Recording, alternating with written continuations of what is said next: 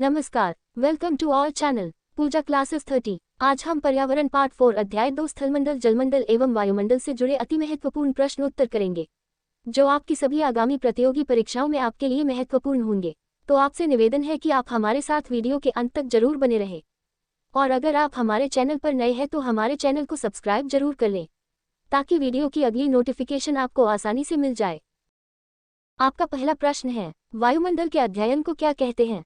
अ. Geomorphology, b. Oceanography, c. Climatology, d. Ecology. आपका सही जवाब है क्लाइमेटोलॉजी। आपका दूसरा प्रश्न है, वायुमंडल के निचली सतह के अध्ययन को कहा जाता है?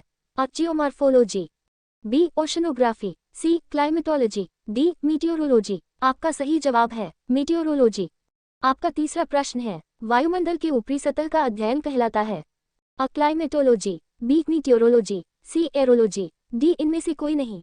आपका सही जवाब है एरोलॉजी। आपका चौथा प्रश्न है, वायु एक अ. यौगिक है, बी. तत्व है, सी. मिश्रण है, डी. विद्युत अपघटय है।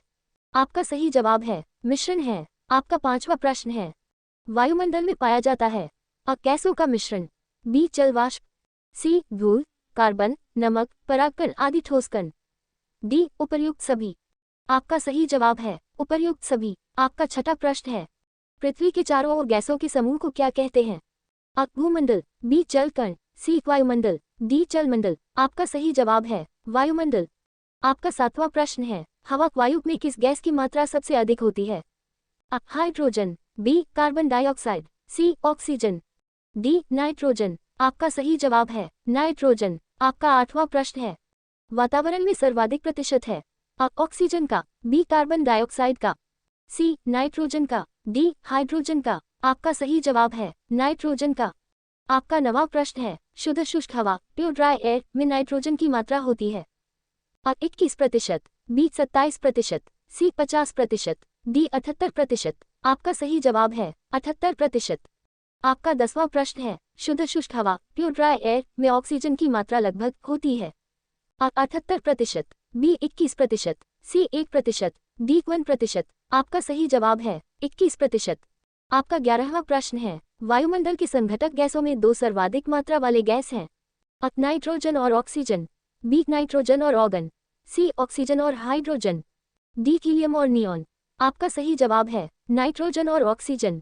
आपका 12वां प्रश्न है, वायुमंडल के दो संघटक गैस नाइट्रोजन और ऑक्सीजन दोनों मिलकर वायुमंडलीय गैसों के कुल आयतन का कितना प्रतिशत भाग बनाते हैं?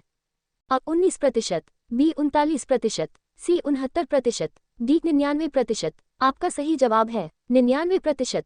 आपका 13वां प्रश्न है, निम्नलिखित आदर्श गैसों नोबल गैसेस में से कौन सी वायु में नहीं पाई जाती है?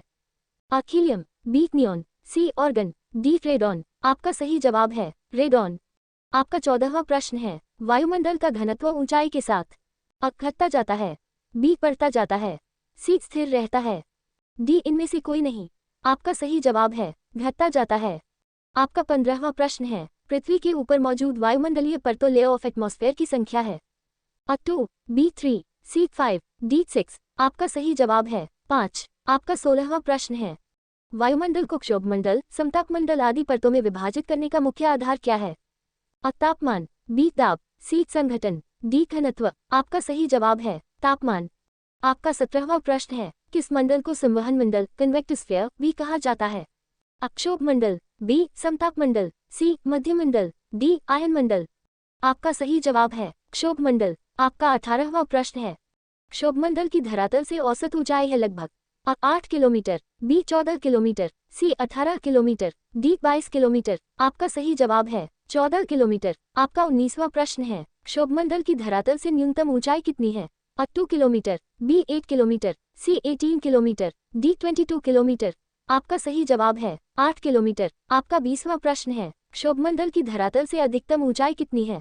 A. 2 kilometre, B. 8 kilometre, C. 14 kilometre, D. 18 kilometre. आपका सही जवाब है 18 kilometre. Thanks for watching Pooja classes 30। Please like, comment, share and subscribe.